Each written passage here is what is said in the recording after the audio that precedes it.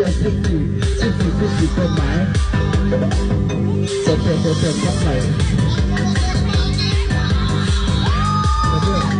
ไม่เรื่องหมายถึงไม่เลยที่เพื่อนเราที่เพื่อนหมายจ้องเราบ้างหมายจ้องเล่นเต้านะหมายที่สองฮะหมายเลยที่ส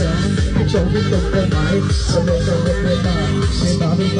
ไม่ยอมหมายฮะหมายเลยหาหูกฎหมาย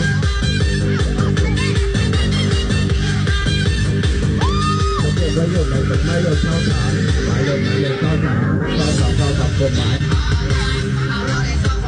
หมายทีละทีนี่ครับ